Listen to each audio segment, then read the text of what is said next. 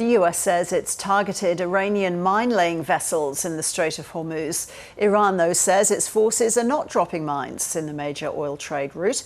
With more, here's Malcolm Davis, who's a senior analyst in defence strategy and capability at the Australian Strategic Policy Institute. Welcome to you, Malcolm. So what's your understanding of the situation then? Is Iran deploying mines in the Strait or not? They are deploying mines, a small number at this point in time, but they have thousands of mines that they can deploy relatively easily using small craft. Now, the US has evidently attacked and destroyed a number of Iranian Navy mine-laying craft, but it's the Iranian Revolutionary Guard Corps Navy small craft, which the Iranians have thousands of such craft, that is the real threat. And so the challenge is for the Americans is how to prevent the Iranians, if they choose to do so, deploying thousands of mines in the Strait of Hormuz. Because that would be a massive problem for international shipping, wouldn't it? It would, and it would take many weeks, if not many months, to clear those mines. And to do so, the Americans would need to somehow gain air superiority and control of the seas around the Strait of Hormuz, in through the Strait of Hormuz and into the Persian Gulf. That would be an incredibly lengthy and potentially risky operation for the Americans, because the Iranians are very well equipped onshore with anti-ship missiles and the ability to launch drones on a large scale, and they can even fire the mines into the sea using rockets. So it's a difficult challenge to clear the Straits of Hormuz of mines. Even if you're not under fire, how easy is it to disarm or to clear mines? Very difficult, and takes a long time. Modern mines these days are nothing like what you see in World War II movies, where they're basically floating on the surface. Most modern mines sit at the bottom of the sea, and they sense when a ship is passing nearby, and then they are launched and can rise up and attack from underneath.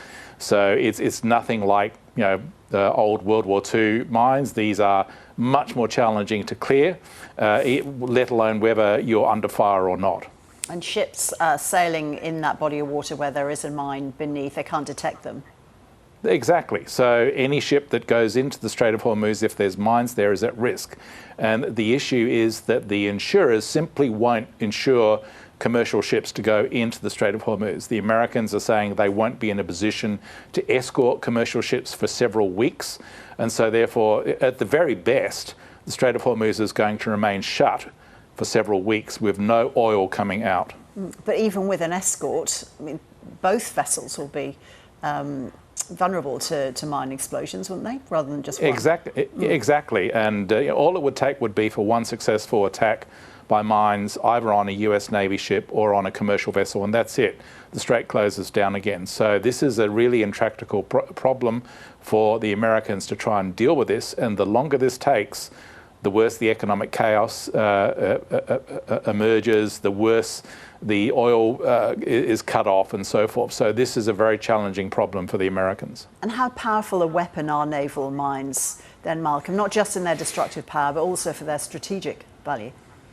Well, certainly, a naval mine can blast a large hole in the bottom of a ship and probably sink it, or at least severely damage it to the point whereby the ship can't be moved.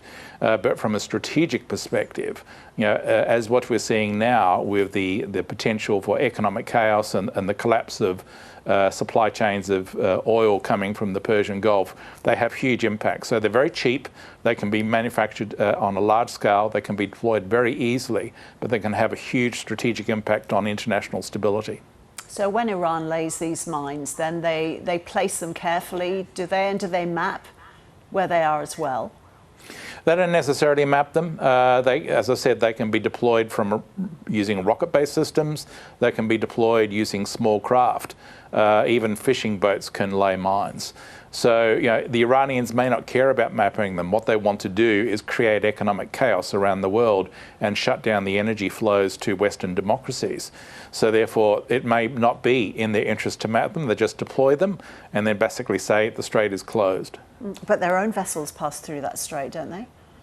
Well, as I was saying, modern mines can be smart in the sense that they can be programmed not to attack their own vessels, or they can be programmed not to attack other countries' vessels. So, for example, the Iranians are allowing the Chinese to sort of enter the Strait of Hormuz to gain oil at the moment. There's no reason why the Iranians couldn't then program those mines not to attack Chinese vessels, but to attack Western vessels. What sort of mine stores does Iran have, Malcolm? Do we know? Look, they've probably got access to sort of relatively modern systems, including bottom mines, the ability of mines that launch torpedoes, and potentially even UUVs. We've already seen the Iranians employ armed naval drones that are basically small uncrewed craft that have explosives in them to attack a number of tankers in the region. So they would potentially have unmanned underwater vehicles as well that could be armed with explosives.